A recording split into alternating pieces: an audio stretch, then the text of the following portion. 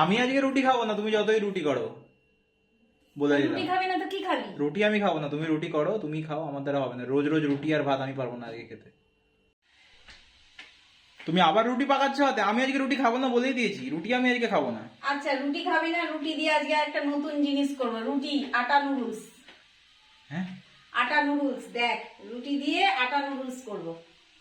করো, কিরম করে করো দেখি। নুডলস বানানোর জন্য প্রথমে আমি রুটিগুলোকে এক এক করে ফোটানো জলের মধ্যে দিয়ে দেবো।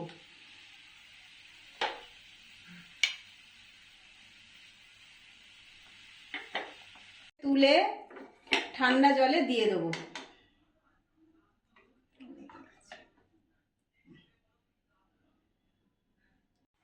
এবার রুটিটাকে, একটা রুটিকে রোল করে নিয়েছি। এবার আস্তে আস্তে এরকম করে লম্বা লম্বা করে কেটে নেবো নুডলসের আকারে।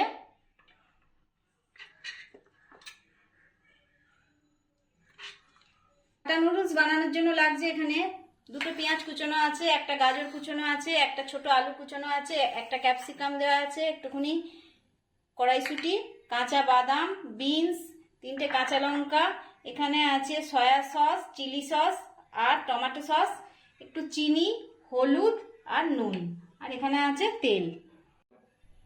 কড়ার মধ্যে অল্প তেল দিয়ে দিলাম, বাদামগুলো দিয়ে দিলাম, একটু ভেজে নেব।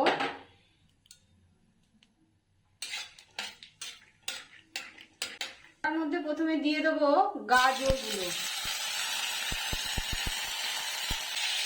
বিনসগুলো, এবারে দিয়ে দেবো আলুগুলো। দিয়ে একটু চাপা দিয়ে দেবো 5 মিনিটের জন্য। কড়ার চাপাটা খুললাম। এবার এতে যে পেঁয়াজগুলো কেটে রেখেছি পেঁয়াজগুলো দিয়ে দেবো, ক্যাপসিকামগুলো দিয়ে দেবো। এর মধ্যে একটু নুন দিয়ে দিলাম স্বাদ মতো, একটু হলুদ দিয়ে দিলাম, কাঁচা লঙ্কাগুলো দিয়ে দিলাম। এবার একটু নেড়ে এটা চাপা দিয়ে দেবো যাতে সবজিগুলো একটু সিদ্ধ হয়ে যায়। চাপাটা খুললাম, সবজিগুলো সব সিদ্ধ হয়ে গেছে।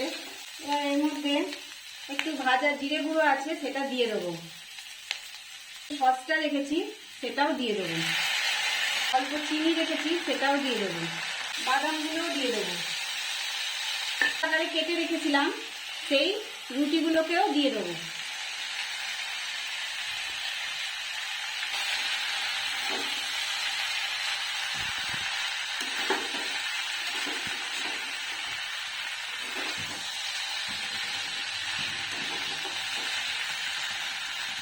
আটা নুডলস রেডি হলো?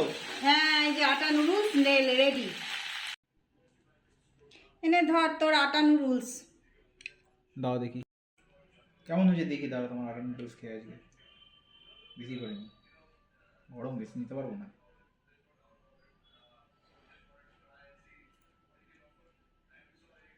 খুব সুন্দর হয়েছে মা, খুব ভালো হয়েছে,